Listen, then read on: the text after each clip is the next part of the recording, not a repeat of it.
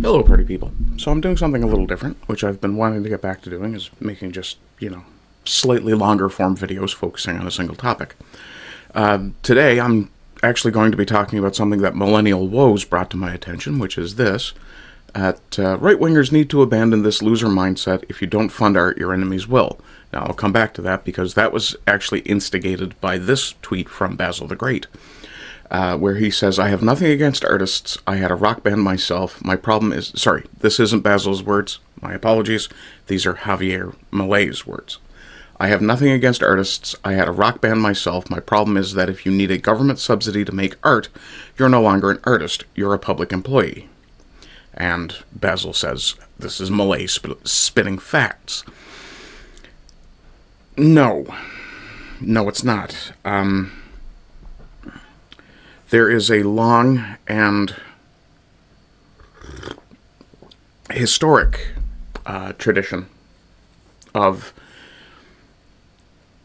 let's call it, government patronage of the arts. We have the poet laureate of the British monarchy. We have national poets laureate in many countries. I believe Canada has one. I know Canada has a council for the arts, which... Yeah, I mean, there are issues there to either side. Either we trust the government to be doing the right thing, or we assume that, the government will only allow art that it embraces or encourages, or that encourages its stance. Here in Canada, that's true in even academic funding. I suspect that, take my Terra Nova Tuesday series, for example. For a long time, I've had the ambition to grow that. I don't have the money to do it. I could potentially approach the Newfoundland government under the auspices of heritage and ask them to fund it. However, I suspect one of two things would happen. And that's leaving aside my relative inexperience in the field. But I suspect one of two things. Either they would say, no, we've had a look at your tweet history, potentially, so they would reject me on a personal level. Or they would suggest that I would not be as likely to receive funding as someone who, for example, was looking into Mi'kmaq history. Or Inuit history. Innu history. Or Inuktitut. I'm not exactly sure which term they're using for themselves these days. But then we come to Woe's tweet, his response. And he says, right-wingers need to abandon this loser mindset. If you don't fund art, your enemies will. It's absolutely true. And he parentheses this. Parenthesizes, I think. This. In fact, they'll do it anyway, and you won't be countering it with anything. You might as well give up your nukes, too. Well, that's a bit of a stretch, but yeah, I see your point. And we'll just let Milei pontificate away there. See how very Argentine I might be, because I use a lot of hand gestures. But I think Woes is absolutely correct here. If we're not funding art, then we're not communicating the highest ideals that we follow. It's one thing to say, I support freedom of the individual, or I support competitive business, or I support the individual's right to be left alone, things like that. And actually, the moment I said that, I started imagining an image of essentially a landscape portrait, or a landscape format image of someone grilling. I just want to be left alone. Yeah. The problem there is, and this is actually kind of supportive of what Woes is saying, they won't leave you alone. They have discovered that by leaving you alone, they don't gain influence, and they want influence. One way or the other, they will force you to engage with them. Personally, for me, you can have degenerate art. You can have extremely degenerate modern art, for example. And this is this is a great example to bring up to draw the parallel or the contrast between degenerate art and less than degenerate art, let's say, or what the proper response should be to degenerate art.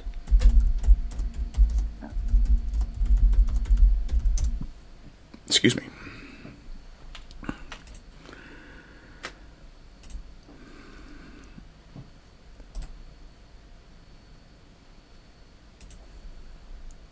Is this.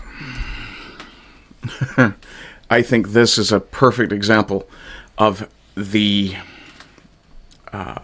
nature of current modern art in its most degenerate form. This is among the laziest, low-thought,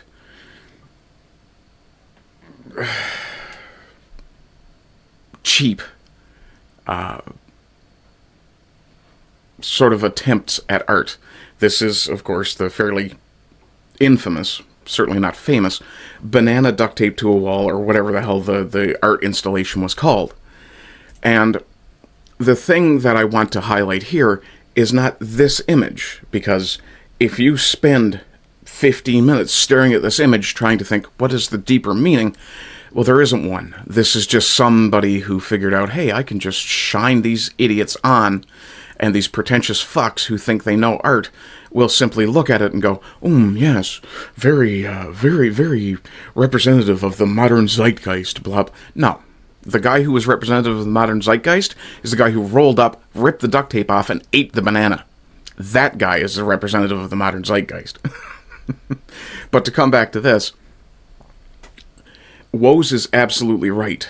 If you want to make art that expresses your identity, your ideology, your ideals, then it doesn't matter if the government is funding it. It doesn't turn you into a public employee unless the government says you can't make that, make something else, and you capitulate without ever showing the world the actual piece of art you had already made. Another thing to bear in mind is patronage is a lot easier these days. You have things like Ko-Fi, Patreon, Subscribestar. If you're an artist, you can ask people to actually fund your work. And then it becomes a much more democratic process, or at least a much more populist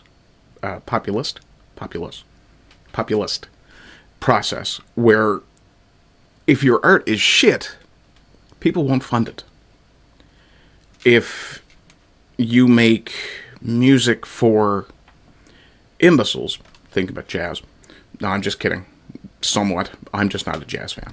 But if you're making art and it's not grabbing the public consciousness, and you therefore lose funding from Patreon, Subscribestar, whatever supporters, then what you're left to assume is that your art is not for as many people as you would like it to be. Almost all artwork is going to catch someone. It's going to catch someone's attention. I'm sure there were people who weren't pretentious, weren't particularly snobbish, who looked at that particular piece of modern art, the banana duct tape to the wall, and went, okay, I can see kind of a message there of maybe the duct tape is meant to represent modern commerce, overtaking the traditional nature of harvesting, possibly. I mean, I'm really stretching my brain here to come up with an interpretation of that beyond somebody knows how to really scam people. But, yeah, the final analysis of this is, if you're a right-winger and you don't think the government or the public should be funding art, then you don't understand art. The whole point of art is to express not just the human condition, but the opinions and beliefs of the artist. And you can see that in any artwork.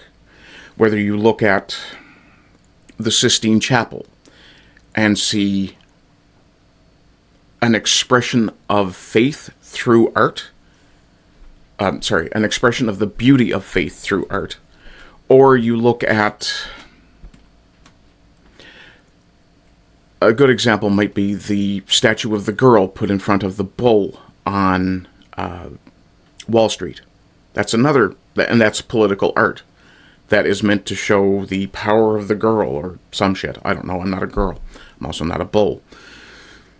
Yeah. But again, if you're not willing to have some format beyond simply this, which I do, I think, somewhat well. But if you're not willing to talk, to express your ideals through art, then you won't reach everybody, and you won't create anything enduring. Two good examples for statuary that come to mind. There's Rodin's The Thinker, which is revelatory of the artist's opinion of those who spend time in contemplation. It's good. The figure is healthy. The figure is well built. But he's clearly lionizing the intellectual, the person who spends at least some time in intellectual domains. By the same token, there's another one of a man chiseling himself out of a block of wood, out of a block of stone. I think it's titled Self-Made Man, but I'm not 1,000% sure on that. But the purpose of that one is to show, and again, it's a healthy figure, and people might think, well, you don't show an unhealthy figure in art. Well, that's not true. An artist can take what's the term? A political figure, for example. I can't remember his name. I think it was Richard II, was depicted kind of through evil vision, because the artist clearly didn't care for his subject, didn't think his subject was deserving of being made to look heroic, for example. Or, what's another good example? But that'll have to serve. Actually, probably the best point that Woes makes here is there's nothing for the counterpoint. So, yeah. I actually agree with Woes very much. Normally, you will see me repost Basil quite a lot.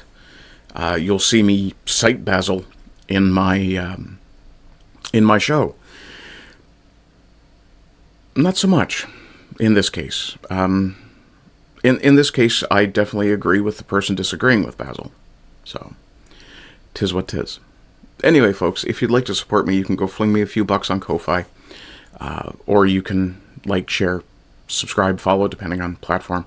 You know, do those internet supportive things. In any case, I hope you're doing well. I hope you're... Jesus. In any case, I hope you're doing well. I hope you continue to do well. And as always, rise and rise again until lambs become lions. Bye-bye.